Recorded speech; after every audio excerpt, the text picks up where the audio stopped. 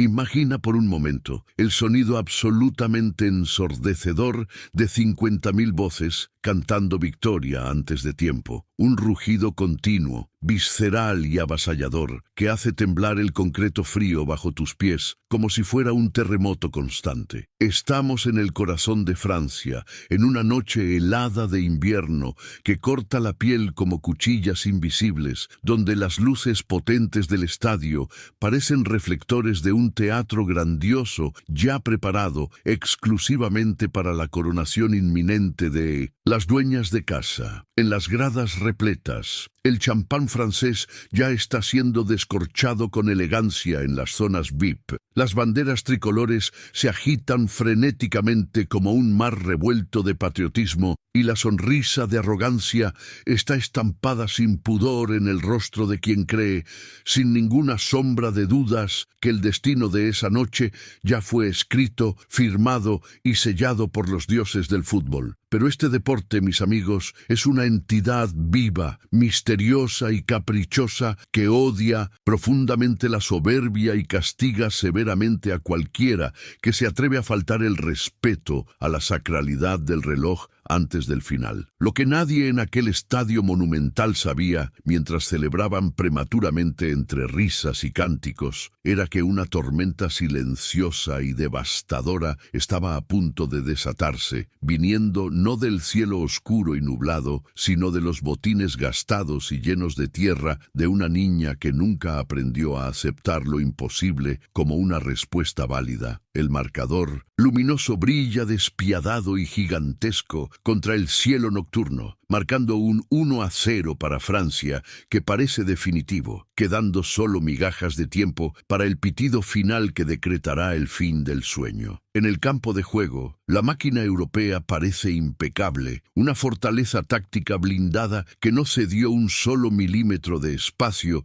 durante todo el torneo, moviéndose con la precisión quirúrgica y la frialdad de quien nació genéticamente para ganar y dominar. Del otro lado de la cancha, vemos las camisetas verdes de México, empapadas de un sudor frío y de un agotamiento visible, corriendo desesperadamente detrás de sombras, aparentemente dominadas por la superioridad física y técnica de unas adversarias que, bajo las luces, parecen gigantes invencibles. Para el observador común y racional, el juego terminó hace mucho. Es solo una formalidad dolorosa y burocrática esperar que los segundos se escurran para oficializar lo obvio y comenzar la premiación. La copa ya está siendo grabada tras bastidores con el nombre del vencedor. Los titulares de los periódicos de mañana ya están escritos y el mundo entero se prepara para aplaudir la lógica implacable. Pero el deporte no está hecho de lógica fría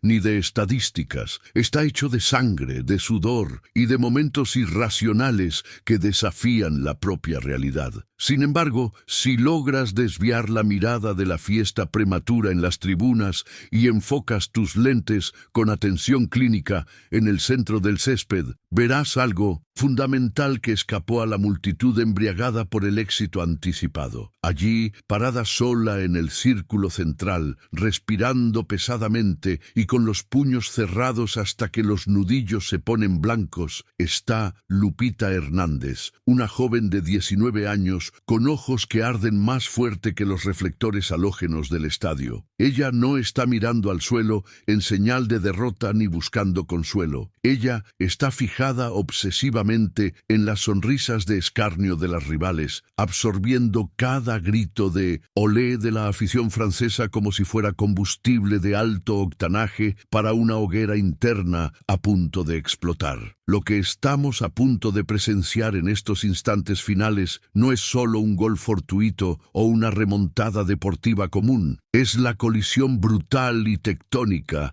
entre la arrogancia de quien tiene todo garantizado y el hambre desesperada y violenta de quien no tiene absolutamente nada que perder. Preparen sus corazones y contengan la respiración, porque en los próximos minutos la historia será reescrita a la fuerza por una pierna derecha que carga el peso, el dolor y la esperanza de una nación entera. Para entender verdaderamente la magnitud sísmica de lo que estaba a punto de suceder, necesitamos volver los ojos hacia el abismo profundo que separaba aquellas dos realidades en aquel césped europeo impecable. Francia no era solo un equipo de fútbol talentoso, era una institución multimillonaria construida con lo mejor que el dinero, la tecnología y la ciencia deportiva podían ofrecer, con atletas seleccionadas genéticamente que entrenaban en centros de alto rendimiento desde la infancia, alimentadas con dietas equilibradas y monitoreadas por computadoras de última generación. Ellas entraron en aquel torneo como tanques de guerra blindados y programados, atropellando adversarias con una frialdad mecánica asustadora, sin sufrir un solo gol en contra, exhibiendo una superioridad física que hacía que cualquier oponente pareciera un equipo amateur. El estadio mismo, con su arquitectura moderna, sus vestuarios de lujo y su confort térmico para la afición, reflejaba esa realidad de privilegio y poder absoluto, un escenario aséptico donde todo funcionaba perfectamente y donde el error humano no tenía permiso para existir. Era la cúspide del mundo desarrollado, confiado, rico e imbatible, mirando hacia abajo desde su pedestal. Del otro lado de la línea central, la realidad estaba pintada con colores mucho más crudos, vibrantes y texturas ásperas, moldeada por la necesidad extrema y por la lucha de supervivencia diaria. La selección mexicana había llegado a aquella final cargando sus maletas remendadas con sueños pesados y presupuestos limitados, superando viajes exhaustivos en clase económica y la incredulidad total de la propia prensa internacional, que las veía solo como cebras simpáticas invitadas para completar la tabla. Ellas no tenían la estatura imponente de las europeas, ni la estructura de apoyo millonaria, pero traían en las piernas las cicatrices visibles de campos llenos de baches y en las espaldas el peso aplastante de millones de compatriotas que veían en ellas un reflejo de sus propias luchas diarias contra la adversidad. Cada jugadora allí presente sabía en lo más profundo de su ser que el fútbol no era solo un deporte o un pasatiempo, sino una escalera social vital, una oportunidad rara, única y dorada de cambiar el destino económico de sus familias y reescribir el futuro de sus generaciones para siempre. En 1900, el centro de ese huracán de expectativas desiguales y contrastes sociales estaba Lupita Hernández, una delantera menuda de solo 1,60 m, cuya sombra parecía minúscula e insignificante ante las torres defensivas francesas. Lupita no aprendió a jugar en céspedes sintéticos perfectos o gimnasios climatizados con aire acondicionado. Su escuela fue el asfalto caliente que quema las plantas de los pies y los campitos de tierra batida de Guadalajara, donde el fútbol de calle es una religión que no perdona debilidades y exige tener ojos en la espalda para sobrevivir. Allí, entre el polvo sofocante y el sol abrasador del mediodía, ella desarrolló una habilidad instintiva que ningún software europeo lograba mapear ni predecir: la malicia, la improvisación, la picardía y la capacidad de encontrar espacios vitales donde no existían físicamente. Ella jugaba contra hombres mayores y más fuertes, apostando el dinero del almuerzo que no podía perder, aprendiendo a la fuerza de los golpes, que cuando la fuerza bruta no es suficiente, la inteligencia, la rapidez y el coraje suicida necesitan asumir el mando del juego. La jornada de Lupita hasta aquella noche fría y hostil en Francia fue pavimentada por sacrificios silenciosos y dolorosos que las cámaras de televisión nunca mostraron al mundo brillante del espectáculo. Su familia, en un acto de fe ciega, había vendido el coche viejo que usaban para trabajar y hecho préstamos arriesgados con gente peligrosa solo para comprar los botines profesionales y pagar los pasajes para las pruebas en la capital, apostando todo lo que tenían y lo que no tenían en el talento de la hija menor. Cada vez que ella entraba al campo y se ataba los cordones, no sentía solo la presión deportiva de ganar un juego, sino el terror real cruel y paralizante de fallarles a aquellos que dieron su propia sangre y sustento por ella, cargando en los hombros la responsabilidad titánica de limpiar las deudas que asfixiaban a sus padres ancianos. Aquella final no era solo sobre una medalla de oro colgada al cuello o un trofeo brillante en la estantería. Era la línea delgada y cruel entre la redención absoluta de su linaje y el regreso humillante a una vida de privaciones y de casi victorias. Mientras el himno nacional sonaba solemne antes del partido, las cámaras de alta definición captaron el contraste brutal en las expresiones faciales de los dos equipos perfilados en el césped. Las francesas cantaban la Marsellesa con la serenidad intocable de quien sabe que es superior, sonriendo levemente,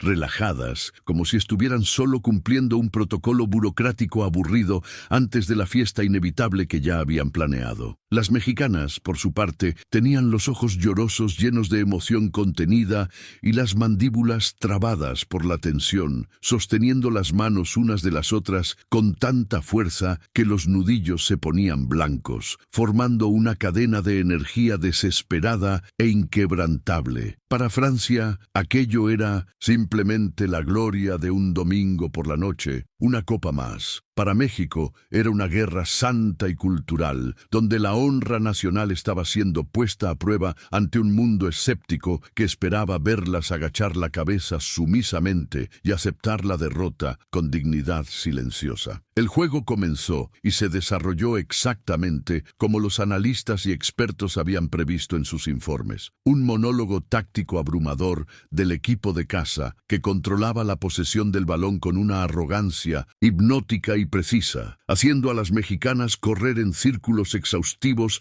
detrás de la pelota. La defensa azteca, heroica, desorganizada pero valiente, rechazaba balones bombeados como quien intenta detener una inundación catastrófica con las propias manos, mientras Lupita permanecía aislada como una náufraga en el ataque, rodeada por tres defensas gigantescas que se turnaban para anularla físicamente con empujones y golpes invisibles al árbitro. En cada disputa aérea o terrestre, ella iba al suelo con violencia, sintiendo el pasto húmedo y el impacto de los cuerpos más grandes, pero se levantaba en silencio sepulcral, limpiando la tierra del pantalón y volviendo a posicionarse, observando, estudiando patrones, esperando con la paciencia de un depredador por un único error, una única grieta microscópica en aquella armadura brillante que parecía indestructible bajo las luces cegadoras del estadio. Los minutos se arrastraban dolorosamente lentos para las visitantes, mientras la afición francesa aumentaba el volumen de sus cánticos, transformando el estadio en una caldera de presión psicológica insoportable que resonaba en los huesos. El gol de Francia llegó temprano en el segundo tiempo, una jugada ensayada de laboratorio, perfecta, geométrica y fría, que confirmó la superioridad técnica e hizo temblar las gradas en un éxtasis ensordecedor, validando la narrativa global de que el juego ya tenía dueño indiscutible. Lupita vio el balón entrar en la red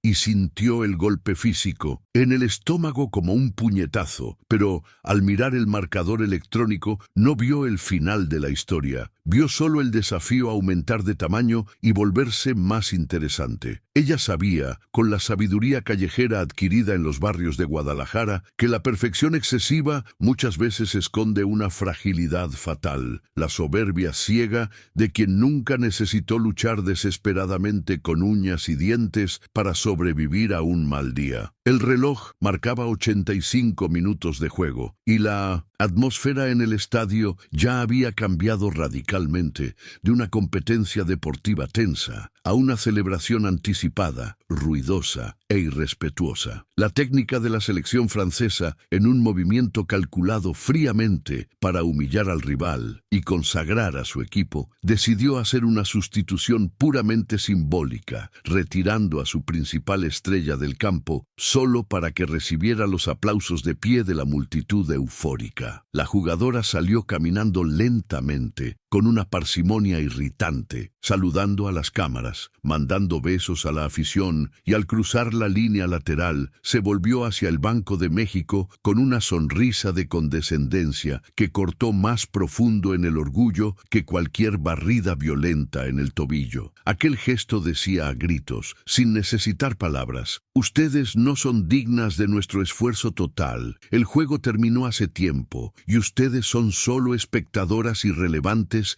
de nuestra gloria inevitable. En las gradas, el comportamiento de la multitud reflejaba esa arrogancia tóxica y contagiosa, con miles de aficionados encendiendo las linternas de los celulares en un show de luces festivo, ignorando por completo que el balón aún rodaba en el campo. El coro de «Ole, ole, ole» comenzó a resonar potente, no como un incentivo al buen fútbol, sino como una burla cruel y sistemática a cada toque de balón desesperado y errático de las mexicanas, transformando su esfuerzo vital en un chiste público televisado al mundo. Las cámaras de transmisión enfocaron la tribuna de honor, donde dirigentes de traje e invitados VIP ya brindaban con copas de cristal fino, riendo y dando la espalda al campo de juego, tratando los últimos 5 minutos como basura innecesaria que solo retrasaba el banquete. El mensaje era claro, devastador y humillante. La presencia de México allí era una anomalía estadística que sería corregida y olvidada tan pronto como sonara el pitido final. Fue en ese exacto momento de escarnio colectivo y vergüenza pública que algo fundamental se rompió y al mismo tiempo se encendió violentamente dentro del pecho de Lupita Hernández. Ella estaba parada cerca del área grande, con las manos apoyadas en las rodillas, intentando recuperar el aliento que le faltaba cuando vio la sonrisa de la capitana francesa al recibir una botella de agua en la banda. Aquella sonrisa de superioridad, aquella mirada despectiva de quien ve al oponente como un insecto insignificante bajo su bota, funcionó como un choque eléctrico de alto voltaje recorriendo su espina dorsal, disipando el cansancio acumulado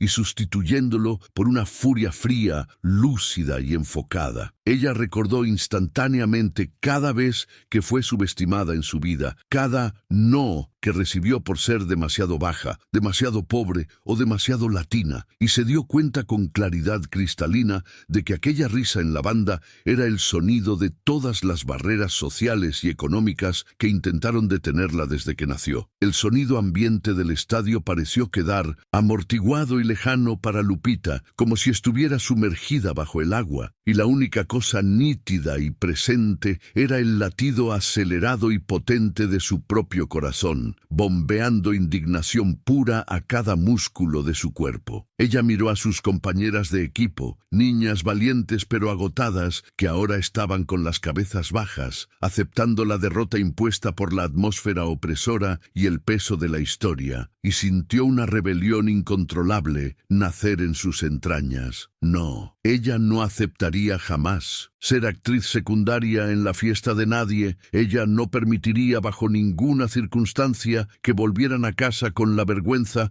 de haber sido burladas ante el mundo sin responder a la altura. El orgullo herido no es algo que te derriba. En la cultura de fuego de donde ella venía, el orgullo herido es el combustible más peligroso y volátil que existe, capaz de quemar bosques enteros si encuentra la chispa correcta en el momento adecuado. Lupita irguió el tronco con brusquedad, limpió el sudor y la suciedad de la frente con el dorso de la mano, y sus ojos cambiaron, transformando su rostro. La expresión de sufrimiento físico dio lugar a una máscara de determinación asesina y primitiva que pocos notaron en la transmisión. Ella no miró al entrenador en la banda en busca de instrucciones tácticas, ni al marcador luminoso que decretaba su muerte deportiva inminente. Ella miró fijamente a la defensa francesa, que ahora se relajaba, intercambiando pases laterales perezosos y seguros. En aquel instante decisivo, el juego dejó de ser sobre táctica, formación o técnica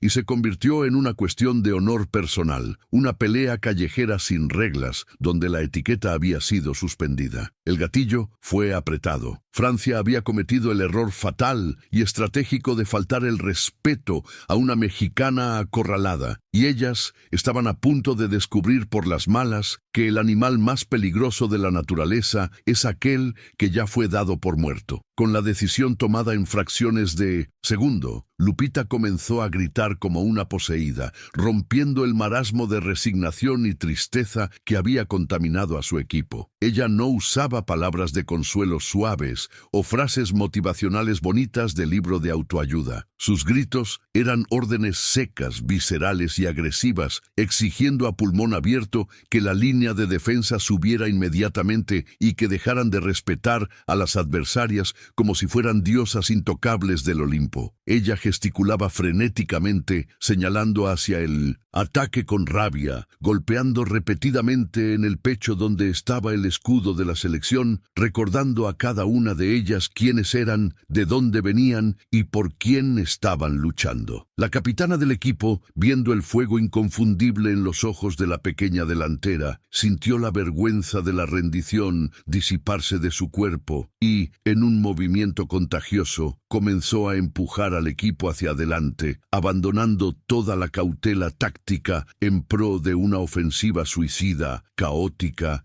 y desesperada. La mente de Lupita viajó rápidamente a los recuerdos de los entrenamientos brutales bajo el sol del mediodía en México, donde su viejo y exigente entrenador la hacía correr en la arena blanda y caliente hasta vomitar del esfuerzo, gritándole al oído que, cuando las piernas fallan y el cuerpo se rinde, el corazón es quien carga el peso. Ella recordó las sesiones interminables y solitarias pateando balones viejos contra una pared de ladrillos descascarada en su barrio, aprendiendo a controlar rebotes impredecibles y traicioneros, entrenando su cerebro para reaccionar milisegundos más rápido de lo que la física parecía permitir. Todo aquel sufrimiento, todo aquel dolor acumulado en años de anonimato y pobreza, no fue para llegar allí y ver a las francesas bebiendo champán antes de tiempo. Fue para prepararla física y mentalmente para este exacto momento de caos absoluto. Ella sabía que no podría vencerlas en su juego organizado, en el toque de balón refinado y académico, así que decidió arrastrarlas a su propio mundo, el juego del caos, de la fricción,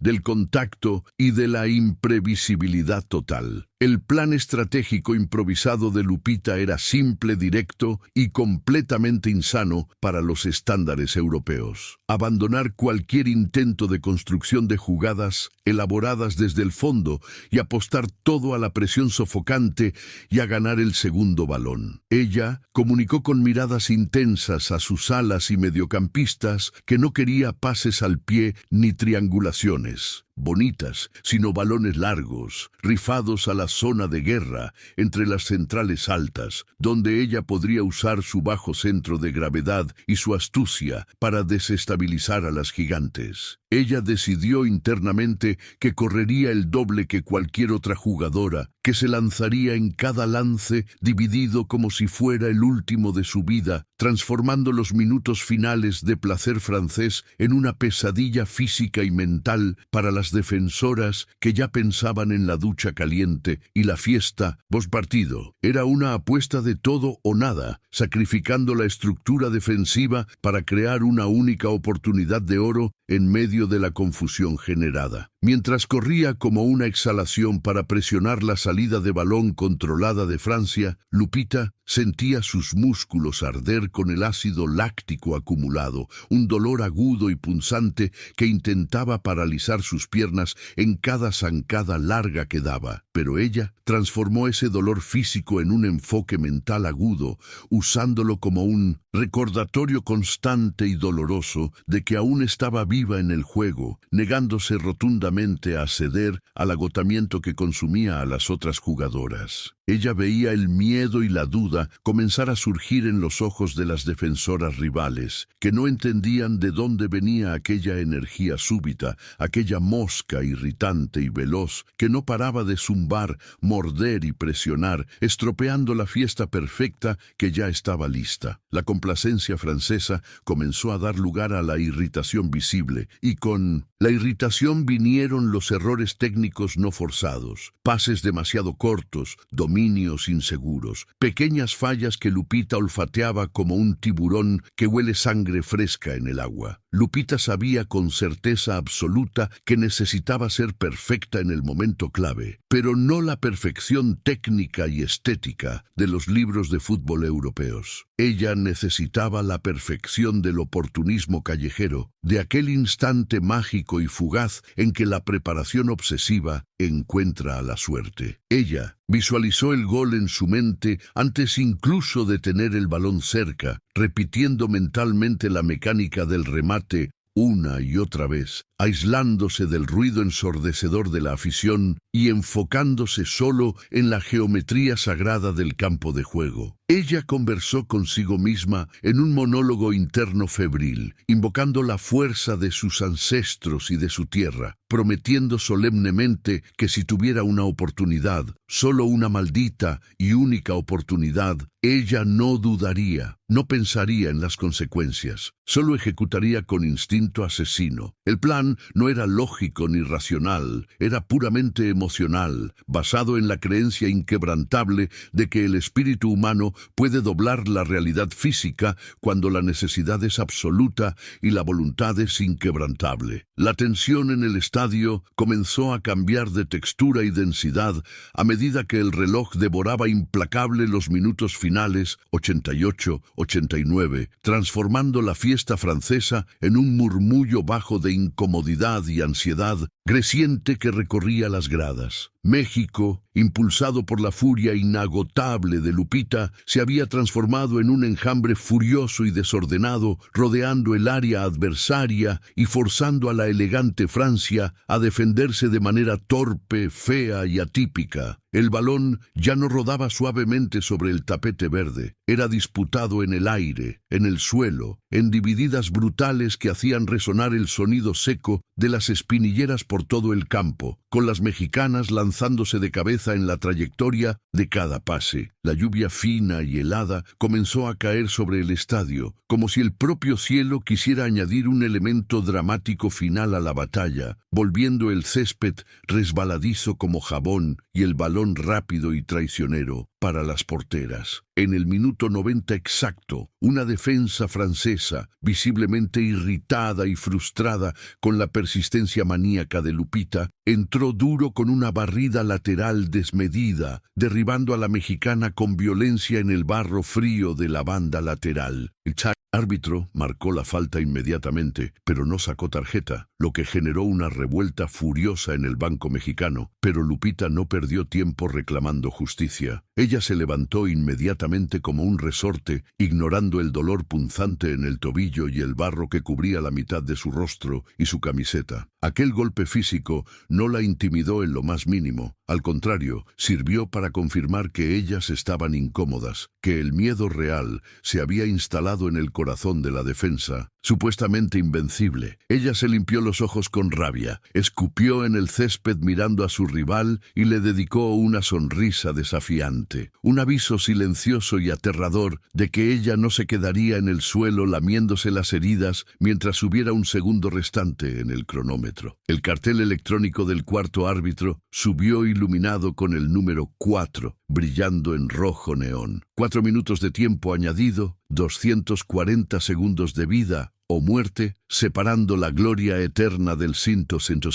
Olvido absoluto. El estadio soltó un suspiro colectivo de tensión, una mezcla extraña de abucheo y nerviosismo palpable, mientras la pequeña afición mexicana, en minoría absoluta en un rincón, comenzó a cantar "Sí se puede", con una fuerza espiritual que parecía desafiar la acústica del lugar y silenciar a los locales. Aquel sonido familiar llegó a los oídos de Lupita como un canto de guerra sagrado y antiguo, energizando sus piernas cansadas para el último esfuerzo sobrehumano, la última escalada agónica rumbo a la cima de la montaña imposible. Francia intentaba retener el balón en el banderín de córner, usando la picardía cínica de la experiencia para quemar tiempo, pero la intensidad de las mexicanas era avasalladora, recuperando la posesión a base de fuerza bruta y desesperación. Cada segundo que pasaba en el reloj parecía una eternidad comprimida en el tiempo, con el corazón de todos en el estadio latiendo al unísono con el tic-tac invisible e implacable del reloj del juez. El técnico mexicano gritaba ronco y casi sin voz al borde del campo, gesticulando salvajemente para que todas subieran al ataque, inclusive la portera si fuera necesario, en una jugada de todo o nada que rozaba la irresponsabilidad táctica, pero abrazaba la valentía heroica. La lluvia apretó su intensidad, transformando el escenario en un campo de batalla épico y cinematográfico, donde la técnica refinada ya no valía nada y solo la voluntad pura de ganar importaba. Lupita sentía el peso aplastante del momento sobre sus hombros, la densidad del aire cargado de electricidad, la expectativa de millones de personas colgadas de cada movimiento suyo, y sabía en sus entrañas que el destino estaba a punto de entregarle el balón decisivo para cambiar la historia. El clímax se acercaba como un tren desbocado y sin frenos. Francia erró un pase simple en el medio campo debido a la presión insana de las rivales, y el balón quedó suelto para la mediocampista mexicana que, sin pensarlo dos veces, levantó la cabeza y miró hacia adelante. No había tiempo para trabajar la jugada con toques cortos, no había tiempo para pensar en tácticas, había solo el instinto primitivo de lanzar el balón al área, a la olla, y rezar a todos los santos para que un milagro sucediera. Lupita vio el movimiento de la compañera y disparó en dirección al punto de penalti, corriendo entre las gigantes francesas, posicionándose en el ojo del huracán defensivo. El lanzamiento salió alto y potente, cortando la lluvia y la luz de los reflectores, una parábola perfecta y dramática que cargaba las esperanzas y los miedos de una nación entera en dirección a la pequeña guerrera que osó desafiar lo imposible. Minuto 93. El último suspiro agónico de los descuentos, y el balón viaja por el cielo nocturno de Francia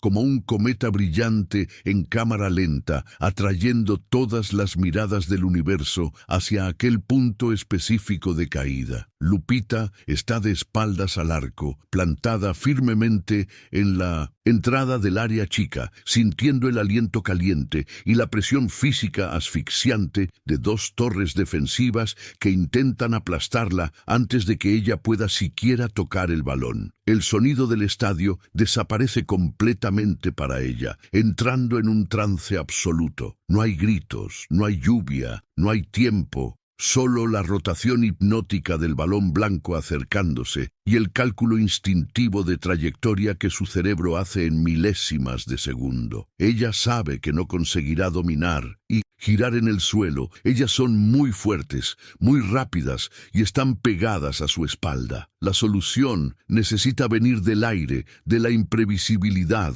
de la magia callejera que solo quien jugó en la tierra posee. Ella mata el balón en el pecho con una suavidad técnica que contradice la tensión brutal del momento, amortiguando el impacto del cuero mojado como si fuera una pluma delicada. Pero el dominio la deja aún de espaldas, completamente bloqueada, sin ángulo de visión hacia la meta rival. Es en 1200, ese instante infinitesimal, donde los mortales se rinden, que la genialidad sucede. Sintiendo la aproximación inminente de la defensa que viene para el corte fatal, Lupita no pelea por espacio físico. Ella se lanza al vacío. Con un movimiento elástico, acrobático e improbable, ella arroja el cuerpo hacia atrás y hacia arriba, quitando los pies del suelo en una chilena perfecta, transformando su propio cuerpo en un látigo humano suspendido en el aire. El tiempo parece congelarse y detenerse mientras ella está flotando, horizontal al suelo empapado, con los ojos fijos en el balón que flota frente a ella, viendo el mundo invertido en su visión periférica. El impacto del empeine de su pie derecho en el balón produce un estallido seco, violento y perfecto, un sonido de palo que resuena audible hasta en las filas más más altas de la grada, denunciando la potencia absurda y la precisión del remate. El balón parte disparado como un misil teleguiado, dibujando una curva imposible y hermosa que desafía las leyes de la física, subiendo rápidamente para huir de las manos desesperadas de la portera francesa y cayendo bruscamente en dirección al arco. La guardameta, considerada la mejor del mundo en su posición, salta con toda su longitud, estirando los guantes en un vuelo plástico y desesperado para salvar a su país, pero es inútil. La trayectoria del balón es perfecta, divina, cruel para el rival. Pasa a milímetros de los dedos extendidos y explota contra la red lateral interna, en el ángulo donde duermen las arañas, inflando el cordaje con una violencia catártica y definitiva. Por un segundo eterno que duró una vida entera, hubo un silencio absoluto y aterrador en el estadio, un vacío sonoro donde 50.000 franceses contuvieron la respiración simultáneamente, incapaces de procesar lo que sus ojos acababan de presenciar, incrédulos. El balón giraba furioso en el fondo de la red, la prueba física innegable de que lo imposible había sucedido mientras Lupita caía pesadamente en el césped mojado, deslizándose de espaldas, con los brazos abiertos y el rostro vuelto hacia el cielo lluvioso, exhausta, pero victoriosa. Y entonces el sonido volvió de golpe, no como un rugido continuo, sino como una explosión nuclear proveniente del pequeño sector mexicano y del banco de reservas, un grito gutural, desgarrador y colectivo de ¡Gol! Que rasgó la noche fría de Europa e hizo temblar el concreto del estadio con la fuerza del alma latina finalmente liberada de su prisión. La cámara de transmisión enfoca en primer plano el rostro de Lupita, mientras ella es enterrada bajo una montaña humana formada por sus compañeras de equipo. Ella no está sonriendo para la foto, ella está gritando, llorando, con una mezcla visceral de rabia, alivio y éxtasis puro, golpeándose el pecho con tanta fuerza que parece querer arrancarse el corazón para ofrecerlo a la tribuna. La portera francesa está de rodillas en la línea de gol, mirando a la nada con la expresión vacía de quien vio un fantasma, mientras la afición local se pone las manos en la cabeza en una sincronía de dolor, incrédula ante la tragedia griega que se abatió sobre su fiesta preparada. Aquel gol no fue solo un punto numérico en el marcador, fue un golpe psicológico devastador, una daga clavada en el orgullo de la invencibilidad europea, cambiando instantáneamente la energía cósmica del estadio y decretando a los cuatro vientos que la historia aún no había terminado. El pitido final del tiempo reglamentario sonó poco después de la salida del balón, pero el juego, en su esencia espiritual, ya había terminado allí mismo con ese gol. La prórroga sería solo la formalidad dolorosa de un entierro para la moral francesa destruida. El impacto del gol de Lupita fue como una onda de choque masiva que destruyó la estructura emocional de las adversarias, transformando las máquinas perfectas y frías en seres humanos frágiles, asustados y vulnerables ante la presión. En el banco de reservas, mientras las mexicanas recibían masajes rápidos y agua con ojos brillando de una confianza salvaje y renovada, las francesas discutían entre sí, se señalaban con el dedo buscando culpables, se recriminaban, completamente perdidas en el laberinto psicológico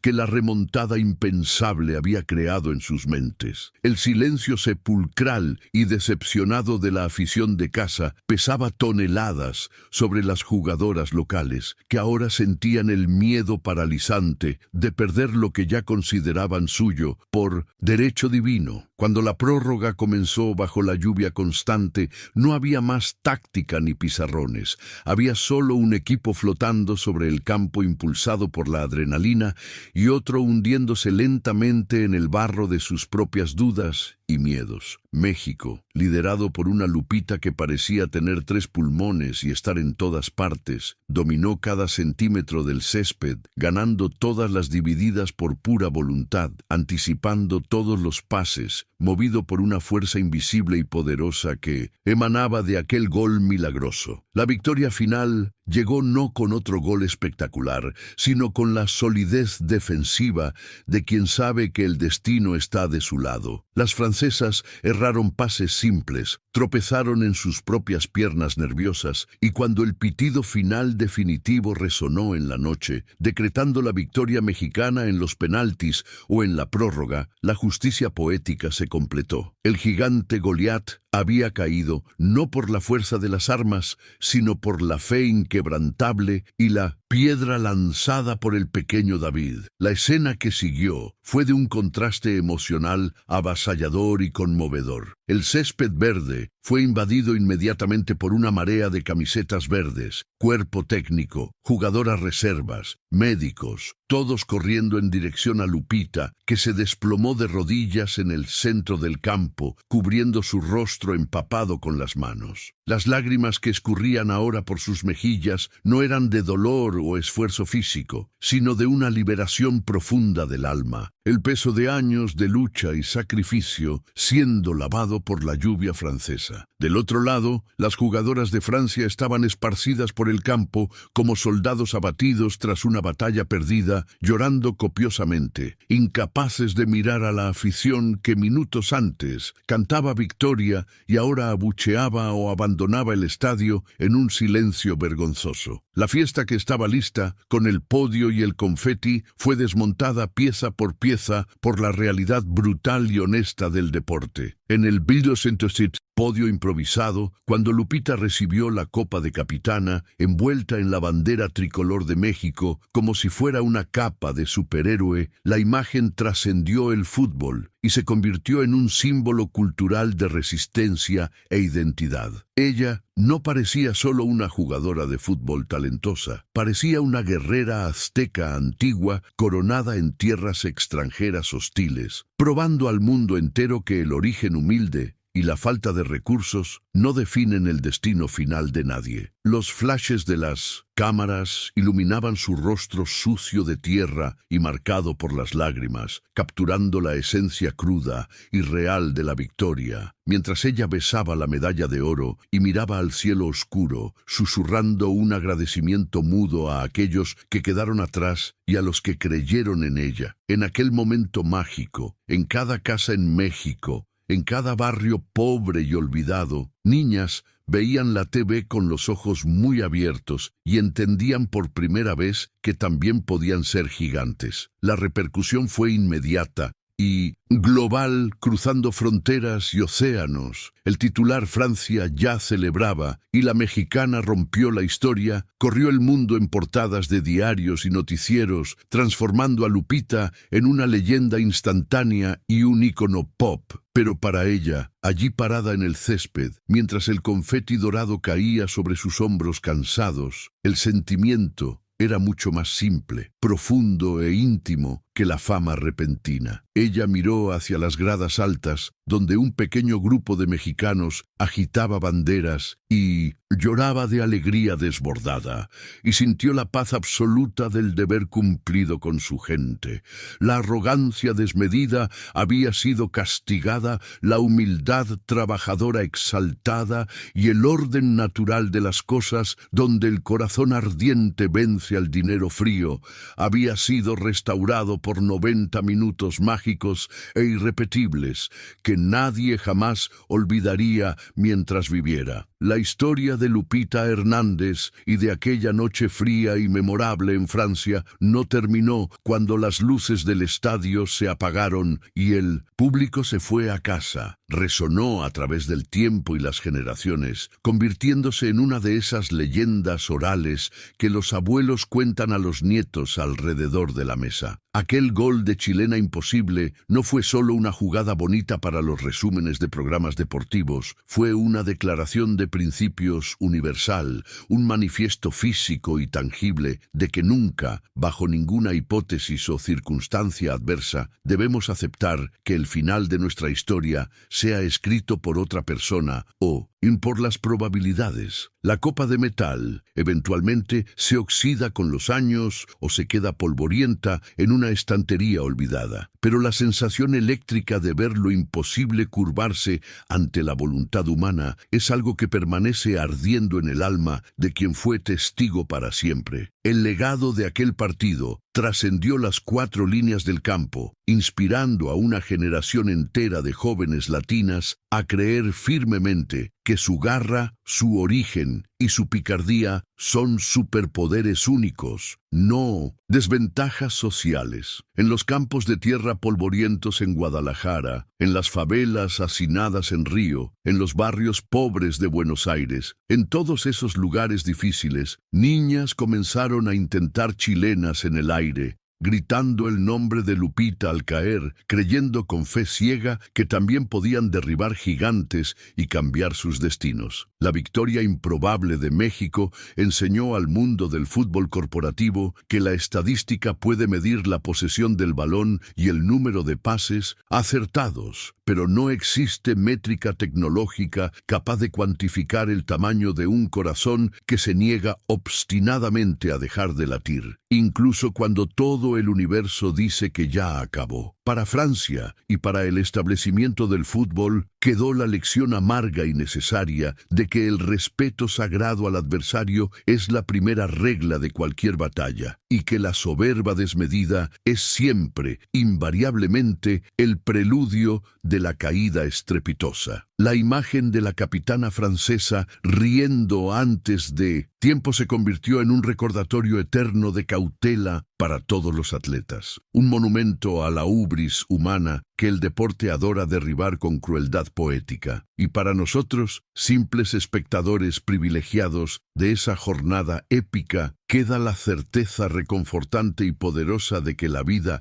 así como el fútbol, recompensa tarde o temprano a aquellos que se atreven a continuar corriendo y luchando cuando todos los otros ya dejaron de creer y se rindieron. Al final de todo, lo que importa verdaderamente no es el tamaño del estadio, el color de la camiseta, la marca de los botines o el valor del contrato millonario, sino la llama indomable que arde dentro de cada uno de nosotros. Lupita nos mostró con su ejemplo que incluso rodeada por murallas insuperables, bajo la lluvia helada y contra el tiempo implacable, una única chispa de coraje genuino es suficiente para incendiar el mundo entero y cambiar la realidad. Y mientras haya alguien en algún lugar dispuesto a luchar hasta el último segundo, dispuesto a intentar el remate imposible contra toda lógica, la historia nunca estará cerrada ni el destino escrito en piedra, porque el pitido final de la vida solo suena verdaderamente cuando el alma decide dejar de luchar y se entrega. Y en aquella noche inolvidable en Francia, bajo la lluvia y las luces, el alma de México decidió con todas sus fuerzas que sería eterna, invencible e inmortal.